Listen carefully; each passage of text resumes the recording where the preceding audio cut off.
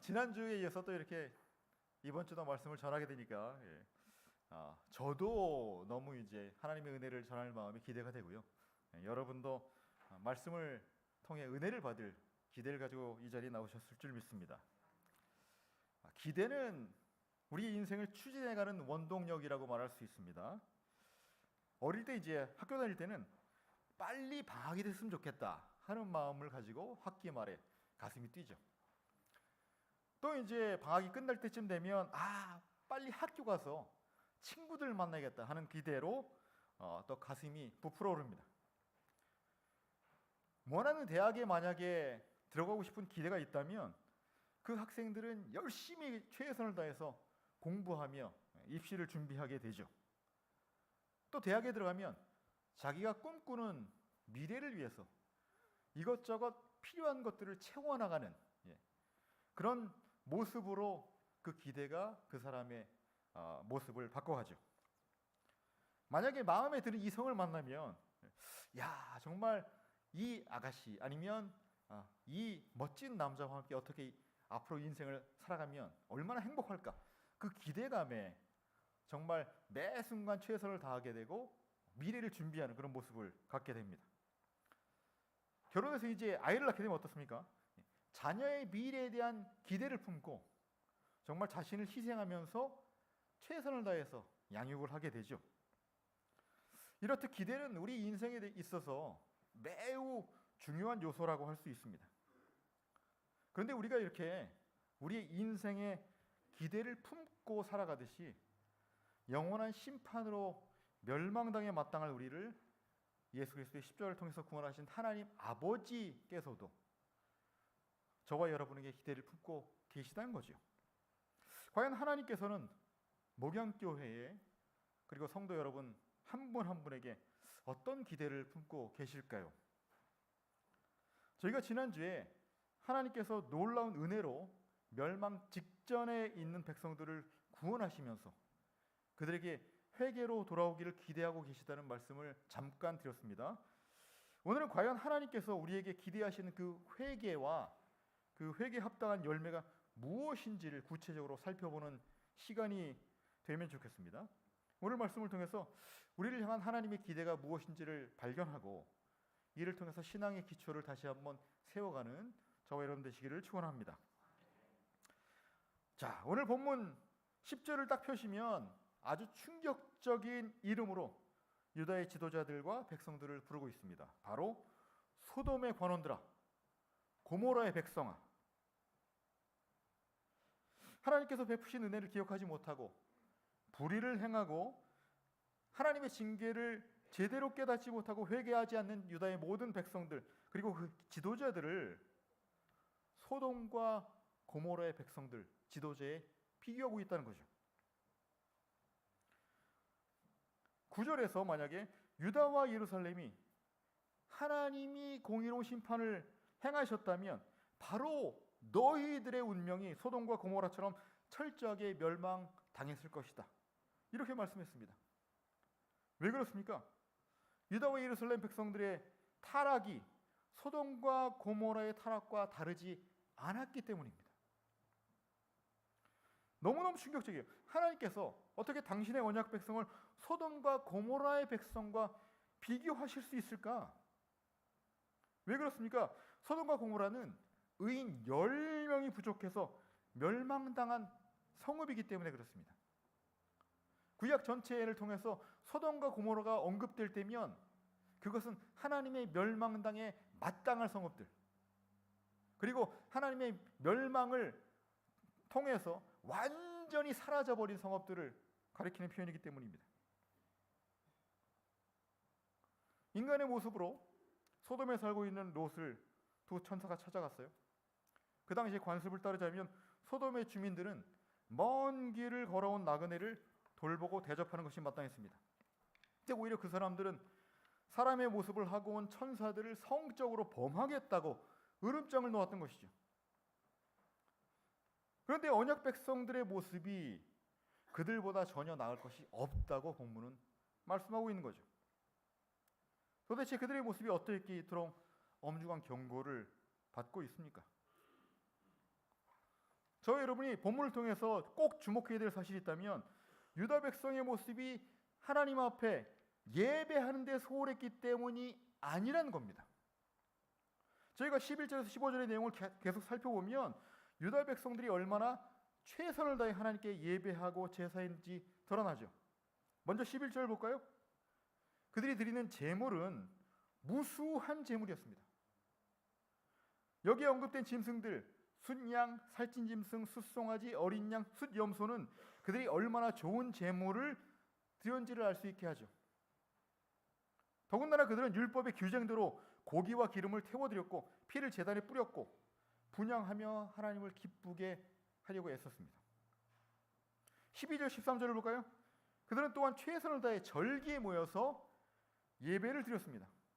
월삭과 안식일, 대회, 정한절기에 대한 언급은 그들의 회집이 율법이 정한 대로 철저히 이루어졌음을 말해주는 거죠. 15절 볼까요? 또한 그들이 하나님께 기도를 드림에도 부족함이 없었습니다. 그들은 손이 펴고 간절한 기도를 드렸고 그것도 많은 기도, 반복된 기도를 드렸습니다. 그런데 이에 대한 하나님의 반응이 놀랍죠. 11절에서는 뭐라고 하세요? 그들의 최선을 다해 드린 제사가 내게 무엇이 유익하뇨? 이렇게 말씀하시면서 순양의 번제와 살찐 짐승의 기름에 배불렀다. 또는 내가 물려서 진저리가 난다고 하시고 제물의 피를 기뻐하지 않으신다고 말씀하세요. 12절에서 14절을 보시면 자기 백성들이 하나님을 예배한다고 성전에 나오는 것이 쓸데없는 짓이다 이렇게 평가하시고요. 또한 그 모습이 구역질나서 견딜 수 없다고 하세요. 너희가 내 앞에 보이러 오니 그것을 누가 너희에게 요구하였느냐? 내 마당만 밟을 뿐이니라. 헛된 제물을 다시 가져오지 말라. 분향은 나의 가증이 여기는 바요 월삭과 정한절기를 싫어하나니 그것이 되게 무거운 짐이라. 내가 지기에 곤비하였노라. 예배 형식이 문제입니까? 하나님께 적게 드린 것이 문제였습니까? 성전에 자주 나오지 않은 것이 문제였습니까? 그렇지 않죠. 그들의 예배와 제사는 외적으로 최선을 다한 것이었습니다. 그러나 하나님께서는 그들의 제물과 예배에 이제 배불렀다, 가증히 여긴다, 기뻐하지 않는다, 견디지 못하겠다, 싫어한다, 부담스럽다고 하세요. 더 나아가서 하나님께서는 그들이 예루살렘 성전에서 두 손을 펴고 간절히 드린 기도를 거부하셔서 그들이 기도할 때 눈을 가리겠다, 귀를 막겠다, 듣지 않겠다고 하세요. 무슨 말씀입니까? 이제는 하나님과 유다 백성들의 언약 관계가 단절될 것이라고 이제 경고하시는 거예요. 다시 말하면 하나님께서 이제는 하나님의 뜻대로 살지 않는 당신의 백성을 이방인 취급하신 것입니다. 도대체 무엇 때문에 하나님께서 자기 백성을 이렇게 멀리하고 계실까요? 15절 후반절에 그 해답이 있죠. 너희 손에 피가 가득하다. 즉 소돔의 관원들 같은 유다의 지도자들은 물론 고모라의 백성같이 온 백성에게 불의와 부정을 일삼고 동족을 압제하는 모습이 너무나 가득해서 그 모습이 너무나 가증스러웠기에 많은 짐승을 잡아서 제사를 드린 결과 손에 묻어있는 그 피가, 뚝뚝 떨어진 피가 살인자들의 손에 묻은 피와 똑같다고 말씀하시는 거예요. 이사야서 3장 14절 15절을 봐도 비슷한 지적이 있습니다. 하나님께서는 유다의 지도자들과 백성들을 심판대에 세우시고 이렇게 말씀하세요. 함께 읽어볼까요? 시작. 여호와께서 자기 백성의 장로들과 고관들을 심판하러 오시나니 포도원을 삼킨 자가 너희이며 가난한 자에게서 탈취한 물건이 너희 집에 있도다. 어찌하여 너희가 내 백성을 짓밟으며 가난한 자의 얼굴에 맷돌질 하느뇨.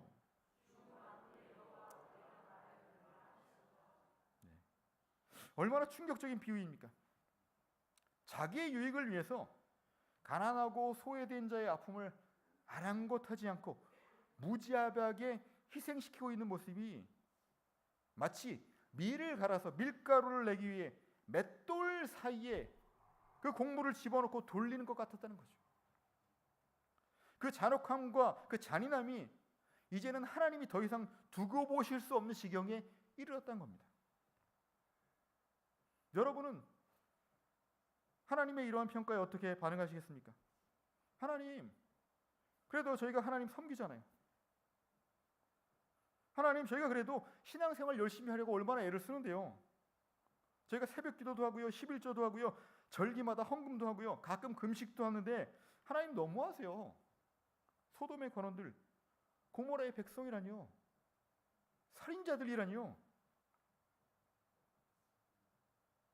그런데 본문은 겉으로 드러나는 예배의 모습이 정작 하나님께 대한 순전한 사랑, 그분의 말씀에 대한 온전한 순종으로 이어지지 않으면 그것은 헛된 것, 가짜일 수 있다는 것이죠. 특별히 본문은 참 재밌는데요. 여기서 말하는 순종은 하나님께서 허락하신 언약 공동체 구성원들 모두가 하나님의 받은 은혜에 합당하게 서로를 신실하고 긍휼함 가지고 대하고 있느냐, 이것을 가지고 말씀하신다는 거예요. 구약 성경의 전문적인 용어로 표현하자면 정의와 공의를 실천하고 있느냐, 그 기준 가지고 하나님의 백성을 평가하신다는 거죠. 이 성경 전체에 있어서 매우 중요한 주제 중에 하나가 정의와 공의입니다. 저희가 성경의 역사서를 보면 왜 하나님의 백성이 멸망했을까 할 때 흔히 얘기할 수 있는 게 우상 숭배다, 이렇게 얘기할 수 있습니다. 그런데 흥미롭게도요, 선지서를 보시면 우상 숭배와 비슷하게 또는 그것보다 더 많은 분량으로 다루는 것이 정의와 공의의 실종이에요. 정의와 공의는 일차적으로 얘기하면 하나님께서 이스라엘 백성에게 베푸셨던 긍휼하심, 그리고 그들을 불쌍히 여기셔서 구원하시고 그들을 의롭게 다스리심, 이것을 일컫는 말이에요. 하나님께서는 애굽에서 종살이 하고 있던 당신의 백성들을 불쌍히 여기셨죠. 그들의 울부짖음을 불쌍히 여기시고 바로의 손에서 구원하셔서 그들을 자기의 백성으로 삼으시고 그들을 세심하게 돌보시고 의롭게 다스리셨어요. 이게 하나님께서 당신의 백성에게 베푸신 정의와 공의입니다. 이런 하나님께서는 그가 보이신 세심한 돌보심과 의로운 통치를 이스라엘 지도자들에게도 적용하셨고요. 더 나아가서 이스라엘 백성 모두에게 요구하실 거죠.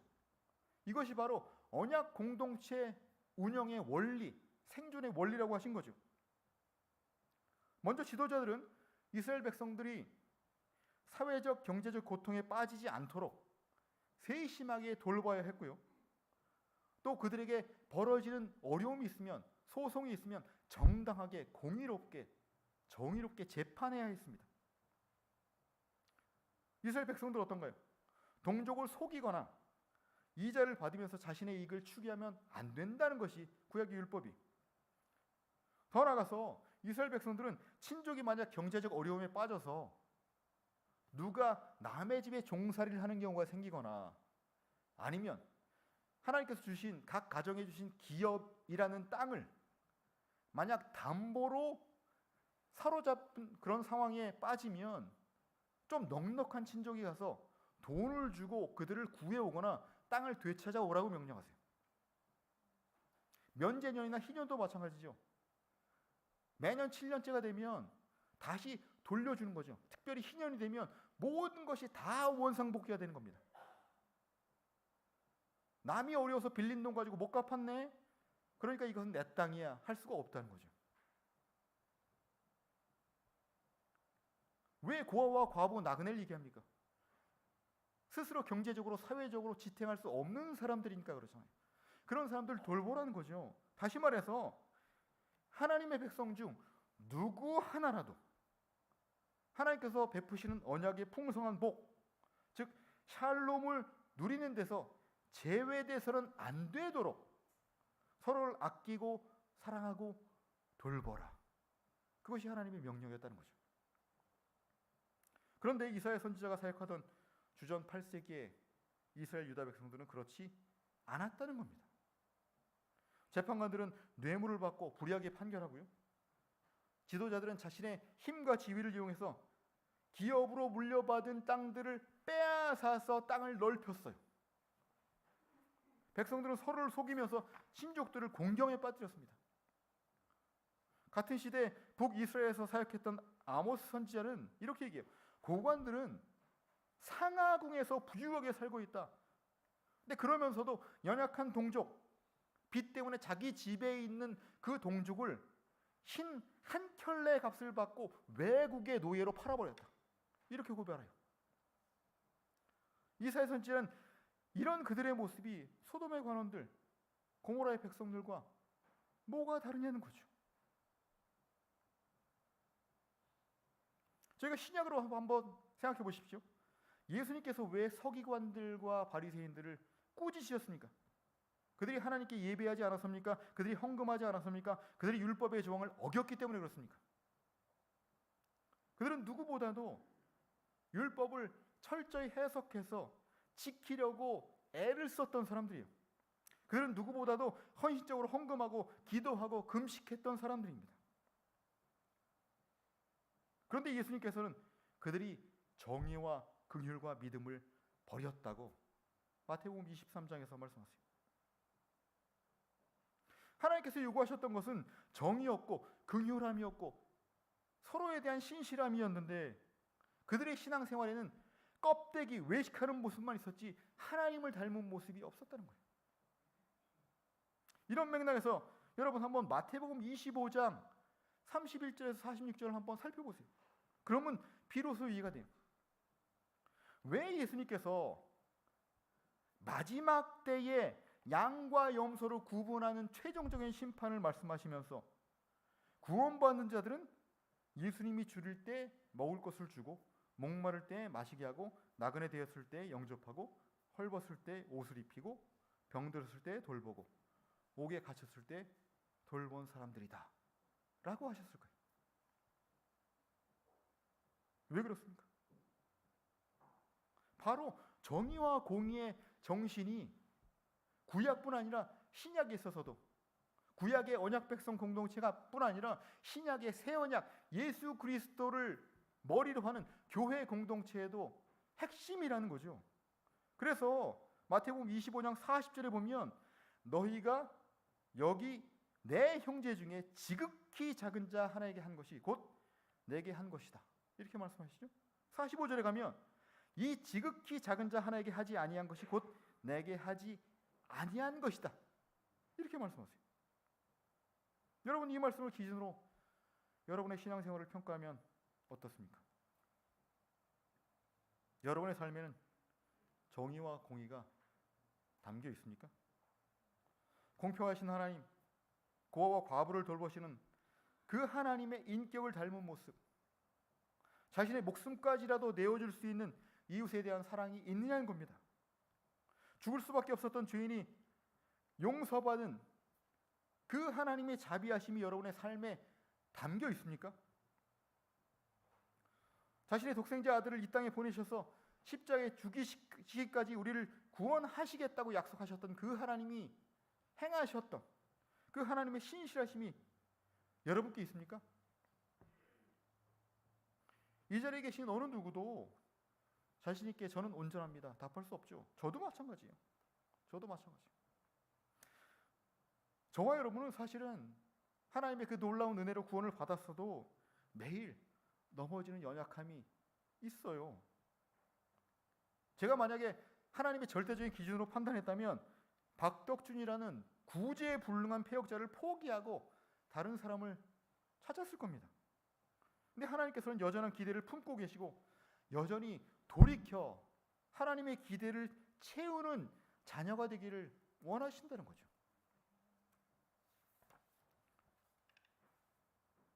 오늘 본문에서 하나님께서 요구하시는 것이 바로 이거예요. 나는 여전히 내가 회개하고 돌이키기를 기대하고 있단다는 거죠. 하나님께서는 하나님을 전심으로 섬기지 않는 백성 소돔과 고모라처럼 멸망당하 마땅할 죄인들을 회개로 초대하시고 용서를 베푸신다고 약속하시는 겁니다. 저희가 한번 18절 함께 읽어볼까요? 오늘 본문 1장 18절. 자, 시작. 오라, 우리가 서로 변론하자. 너희의 죄가 주홍 같을지라도 눈과 같이 희어질 것이요 진홍같이 붉을지라도 양털같이 희게 되리라. 아멘. 여기서 피색깔을 연상하는 주홍색과 진홍색은 유다 백성의 죄를 드러내는 색깔이죠. 반대로 아무리 흉한 죄악이라도 하나님께 회개하고 돌아오면 마치 흰 눈처럼 양털처럼 깨끗하게 지워지게 하신다고 약속하시죠. 저는 이 이사야서 1장 18절 읽을 때마다 유학생 시절의 한 시점이 생각납니다. 제가 결혼하고 한 10년 동안은 빨래를 제 손으로 해본 적이 없습니다. 빨래는 당연히 아내가 하는 거죠. 저는 학교에서 열심히 공부하고 주말에 사역하면 되니까. 근데 뭐 아이들이 어릴 때 빨래가 얼마나 많이 나옵니까? 그러니까 아내가 일주일에 서너 번씩은 그 무거운 빨래 더미를 들고 아파트 지하실에 있는 세탁실로 가가지고 동전을 넣고 빨래를 하고 건조기에서 오르스 말리고 다시 가져오고 이 일을 반복하고 있었죠. 그러던 중에 지하 세탁실의 세탁기가 고장난 거예요. 그것도 하필 이불 빨래를 하던 날 세탁기가 고장났어요. 물을 잔뜩 먹고 있는데 그냥 서버린 거죠. 이 빨래가 너무 무거우니까 어떻게 할 줄 모르고 그냥 놔버려 두고요. 제가 학교에서 돌아온 그 밤에 아내가 제게 얘기하더라고요. 세탁기가 고장나서 저기 빨래가 젖은 빨래가 지금 지하실에 있다. 저거 좀 가지고 올라와서 좀 짜라. 그래서 그 얼마나 무거운지 아세요? 안 들려요. 억지로 들고 가지고 이제 욕조에 집어넣고 막 억지로 짰습니다. 그리고 이제 건조기에 억지로 말렸죠. 그 다음부터 이제 제 삶에 변화가 생긴 거죠. 억지로. 그래서 그 다음부터는 학교에 가서 공부하러 가야 되는데 항상 뭘 가져갔느냐? 빨래를 가져간 거죠. 빨래를 가져와서 학교에 맨 처음 도착해서 하는 일이 학교 기숙사에 학생들이 쓰고 있는 세탁기에 먼저 빨래를 집어넣어서 눌러놓고 그 다음에 수업을 하던 뭐 도서관에서 공부를 하던 공부하는 거예요. 그러다 지금쯤 빨래가 끝났을 텐데 가서 이제 또 이제 그 빨래를 빼서 건조기에 넣는 거죠. 근데 또 때로는 건조기에 다른 빨래들이 막 돌아가잖아요. 그럼 다시 언제쯤 끝나는 거야? 또 그 시간 맞춰서 또 돌아와야 돼요. 그렇게 해서 빨래 더미를 가지고 거의 한 달 동안 세탁기가 고쳐질 때까지 학교에 나가서 빨래를 했던 거죠. 그런데 그러던 어느 날 빨래를 저는 잘했다고 생각해서 집에 가져와서 건조된 빨래를 딱 내놨는데 아내와 딸내미들 입이 툭 튀어나와서 불평을 하는 거예요. 아니 도대체 빨래를 어떻게 이따위로 할 수가 있느냐. 무슨 일이 있었냐면 저는 그냥 열심히 빨래했을 뿐인데 제가 흰색 빨래와 빨간색 빨래를 같이 하면 안 된다는 걸 몰랐어요. 같이 빨았더니 어떻게 됩니까? 빨간 얼룩이 여기저기 막 흰색에 묻어 있는 거죠. 야, 제가 그래서 머리를 써서 해결한 게 뭐냐면 그러면 표백제를 집어넣어서 얼룩이 생긴 빨래를 돌리면 흰색이 되겠다고 생각했던 거죠. 열심히 돌렸어요. 어떻게 됐을까요? 라이트 핑크색이 됐습니다. 아니 안 없어지더라고요, 빨간 얼룩이. 근데 오히려 쫙 번져가지고 흰색 옷들이 라이트 핑크색이 됐어요. 저희 딸내미들이 워낙 착해가지고 어릴 때 그 핑크색 됐다고 좋아해서 또 입긴 했지만 다시는 흰색이 회복이 안 되더라고요.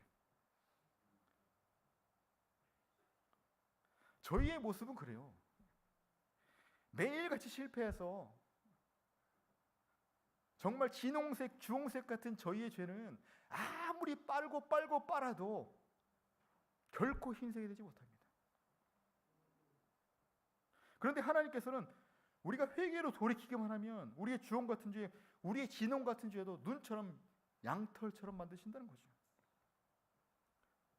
우리가 죄악을 반복하고 넘어져도 저희를 불쌍히 여기시고 그 죄악을 깨끗하게 하게 하시고 더 나아가서 우리가 순종하기만 하면 여전히 하나님의 백성으로 언약의 복을 누리고 살아갈 수 있게 하시겠다고 약속하시는 겁니다. 언제 이 약속을 성취하셨습니까? 바로 예수 그리스도께서 십자가를 지시고 부활하심으로 우리의 죄를 말끔하게 도말하신 거죠. 로마서 5장 6절을 보니까 이렇게 말씀하세요. 우리가 아직 연약할 때에 기약대로 그리스도께서 경건하지 않은 자를 위해서 죽으셨다. 5장 8절 9절을 보시면 예수께서 우리를 위해서 죽으심으로, 특별히 그가 피 흘리심으로 말미암아 우리가 의롭게 되었다고 이렇게 선언하죠. 그렇기 때문에 비록 우리가 여전히 죄를 지어도 하나님께서는 예수께서 이미 십자가에서 이루신 순종을 근거로 우리가 죄를 지어 넘어져도 여전히 우리를 의롭다 하시고 우리의 회개를 받으시고 용납하시는 겁니다. 이게 놀라운 은혜예요. 우리가 예수를 믿었다가 회개했다가 다시 죄를 지으면 의로움이 없어지는 게 아니에요. 놀라운 일이에요. 하나님의 백성이 취소됐다가 다시 우리가 무슨 선한 일을 하면 회복되는 것이 아닙니다. 이것은 카톨릭 교리죠.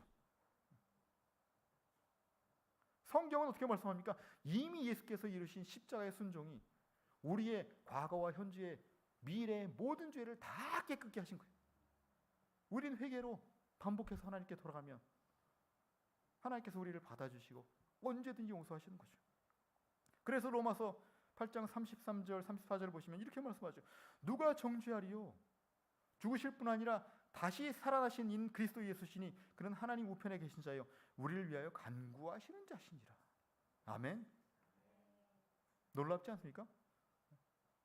저희가 여기서 기도해도 들으실 텐데 놀라운 것은 우리의 영원한 중보자 되신 예수께서 하나님 보좌 우편에서 앉으셔서 아버지, 저 덕준이가 저 잘못했대요. 용서해 주시죠. 너무 인간적으로 얘기해서 그런가요? 비신학적인 term일지 모르지만 저는 하나님 보좌 우편에 앉으신 중보자 생각하면 야, 얼마나 예수 그리스도의 중보의 사역이 효과적일까 그런 생각을 가끔 해봐요. 만약 여전히 실패하고 넘어지는 저희들을 한결같이 사랑하고 용서하신다면 그 사랑을 힘입어 살아가는 저와 여러분의 삶은 어떠하겠습니까? 오늘 본문 16절 17절 보니까 구체적으로 하나님께서 기대하는 회개의 모습이 무엇인가를 말씀하세요. 즉 회개를 통해 우리 삶에 일어나야 될 구체적인 순종과 변화를 제시하죠. 16절을 보면 먼저 죄악을 그치고 돌이켜 회개하라고 말씀합니다. 너희는 스스로 씻으며 스스로 깨끗게 하여 내 목전에서 너희 악업을 버리고 악행을 그치라. 즉 죄악된 삶의 모습이 있었으면 회개로 돌이켜 깨끗이 씻음을 받고 우리와 하나님 사이를 갈라놓고 하나님의 눈을 가리게 했던 악을 더 이상 내 목전에서 행하지 말라고 말씀합니다. 그 악을 어디서 행하지 말라고요? 목전에서. 한자인 거 아시죠? 목 앞이 아니라 눈 앞에서. 그렇죠? 우리의 가장 깊은 곳이라도 감찰하시는 하나님의 눈앞에서 우리의 악한 생각과 동기와 행실을 버리는 것이 진정한 회개다 라고 말씀하죠. 그런데 17절 넘어가면 그것의 구체적인 모습이 무엇인지 이렇게 말씀합니다. 함께 읽어볼까요? 시작. 선행을 배우며 정의를 구하며 학대받는 자를 도와주며 고아를 위하여 신원하며 과부를 위하여 변호하라 하셨느니라. 다시 말하면 정의와 공의를 우리의 삶에서 적극적으로 실천하며 살아가라. 특히 핍박받고 어려운 처지에 있는 그 사람들을 돌보라는 거죠. 저는 16절 17절을 보면 요즘에 속사포 랩을 듣는 것 같아요. 명령이 계속 이어집니다. 너희는 스스로 씻으며 스스로 깨끗하게 하여 내 목전에서 너의 악업을 버리며 악행을 그치라. 선행을 배우며 공의를 구하며 학대받는 자를 도와주며 고아를 위해서 신원하며 과부를 위해서 변호하라. 그럴듯하죠? 왜 이렇게 많은 명령들을 연속으로 쏟아내십니까? 왜 특별히 고아와 과부 핍박받는 자에게 관심을 갖고 돌보는 것이 하나님께서 기뻐하시는 거룩한 삶이라고 말씀합니까? 이것이 그저 윤리적으로 옳은 일이고 그저 우리 삶에 보람을 주기 때문에 그렇습니까? 연말이 되면 고아원을 찾아가야지, 양로원에 한번 찾아가 봐야지 이런 거예요? 대학 입시를 준비할 때 봉사 시간이 중요하다던데 봉사 시간을 내가 좀 쌓아야 되는데 그런 게 아니라는 거죠. 아까 말씀드렸다시피 어려운 처지에 있는 자들을 도우라는 명령은 바로 가난한 자, 소외된 자, 고아와 과부 같았던 비참한 처지에 있는 우리를 구원하신 하나님의 은혜에 합당한 모습이기 때문에 그렇다는 겁니다. 저희가 한번 출애굽기 22장 21절에서 23절을 한번 같이 읽어보겠습니다. 자, 시작. 너는 이방 나그네를 압제하지 말며 그들을 학대하지 말라. 너는 과부와 고발을 해롭게 하지 말라. 내가 만일 그들을 해롭게 함으로 그들이 내게 부르짖으면 내가 반드시 그 부르짖음을 들을지라. 아멘. 여기서 나그네, 과부, 고아가 나오죠. 그런데 그들을 왜 학대하지 말고 왜 그들을 해롭게 하지 말라는 거예요? 너희도 그런 신분이었다는 거죠. 너희도 비참한 처지였다. 그런데 내가 너희의 부르짖음을 듣고 내가 구원했지 않느냐. 그러니까 그렇게 살아가는 것이 마땅하다는 거죠. 예수 그리스도의 십자가로 그 은혜로 구원받은 자들에게는 더 이상 우리 삶의 모습이 기브 앤 테이크란 기준으로 정해져서는 안 됩니다. 요즘에 남편이 조금 잘해주는 것 같은데? 그러니까 나도 이제 잘해주자. 아내가 요즘에 맛있는 것을 많이 해주니까 내가 좀 집안일을 조금 더 해볼까? 요즘에 부모님이 잔소리도 안 하고 용돈을 많이 주시니까 공부 좀 열심히 해보자. 아니면 반대로 이 녀석이 요즘에 반항도 안 하고 고분고분하네. 용돈을 올려줄까? 다시 말해서 상대방의 행동을 기준으로 나의 반응을 결정하며 살아가는 건 그 세상적인 기준이 우리의 삶의 기준이 될 수는 없다는 거예요. 예수님의 목숨으로 우리의 목숨을 얻게 되었다면 우리의 삶은 예수님의 것이죠. 따라서 저와 여러분의 삶의 기준은 예수님께서 자신의 목숨을 버려 주신 그 사랑임을 기억하시기 바랍니다. 요한일서 3장 16절에서 18절에서 사도 요한이 이렇게 기록해요.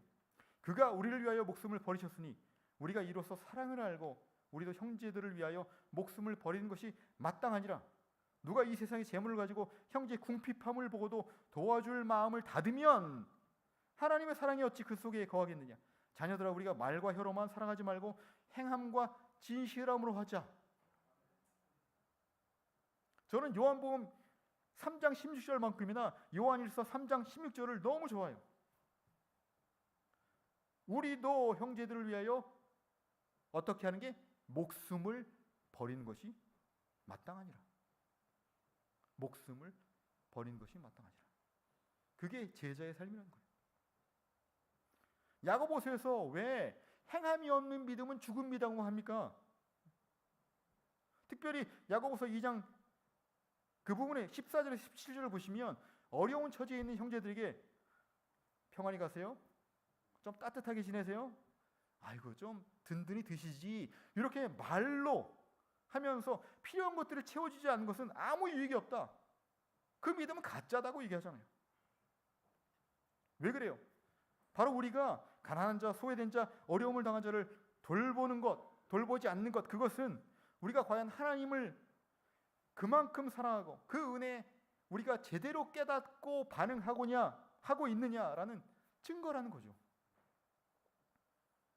여러분은 믿음의 공동체인 가정, 교회, 여러분의 이웃과의 관계에 있어서 하나님의 은혜와 사랑을 실천하고 살아가고 계십니까?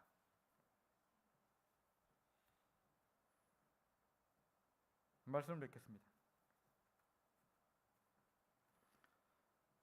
이미 여러분도 많이 들으셨을 거예요. 그리고 여러분 교회도 기도하며 선교하고 있을 줄 믿습니다. 제 살아가는 그 목사님, 형님이 계시죠. 다운타운에 가면 이태호 목사님이라는 분이 계시죠. 벌써 20여 년째 그 흑인들 지역에서 살아가면서 직접 그들을 섬기며 그들의 이웃이 되고 형제가 되고 있는 모습이 보면 너무 아름다워요. 너무 아름다워요. 제가 신학교 다닐 때 소천하신 선교학 교수님 매니 올티스 목사님이라는 분이 계셨어요. 한 번은 수업 시간에 그런 말씀을 하시더라고요. 바람이 어디서 와서 어디로 가는지 모르는 것처럼 성령으로 난 사람의 삶은 그러하다. 그 말씀을 하시면서 그런 얘기를 하더라고요. 당신네들 지금 신학교 졸업하면 무슨 꿈을 꾸고 있느냐? 좀 여유로운 교회 지역, 서버브 에리어에 가서 그래도 자기 건물 있고 사례비도 든든히 주는 교회 가서 담임 목회하면 좋겠다라고 다들 꿈꾸냐? 그게 너희들의 꿈이냐? 그게 성령으로 난 사람의 모습이냐? 그러시더라고요. 이태용 목사님 말고도 다른 많은 졸업생들이 그 수업을 듣고 그들의 삶이 변화됐고 그들의 삶이 전혀 예상치 못하는 방향으로 흘러갔어요. 하나님의 눈길이 닿는 곳에 그들의 눈길이 갔다는 사실이 항상 제게 큰 도전을 주고 제 삶을 돌아보게 합니다. 오늘날 교회의 모습을 보면 안타까움이 큽니다. 비록 하나님 앞에서 최선을 다해 드리는 아름다운 헌신의 모습이 있지만 여전히 우리의 이기적인 모습, 우리의 연약한 모습으로 교회가 아니 예수님께서 세상에서 손가락질을 받는 모습이 나타나죠. 교회에 사랑이 없다고 비판을 하죠. 저희들은 연약해요. 하지만 그럼에도 불구하고 하나님은 여전히 주님의 몸된 교회로 부르신 저와 여러분을 통해서 영광을 받기를 기대하고 계십니다. 세상은 저와 여러분의 모습을 통해서 하나님의 모습이 어떤지를 발견할 수 있습니다. 저와 여러분의 삶에 베푸신 엄청난 하나님의 사랑을 우리 매일의 몸짓과 발걸음에 담아서 세상으로 하여금 하늘에 계신 하나님 아버지께 영광을 돌리게 하는 것이 마땅할 것입니다.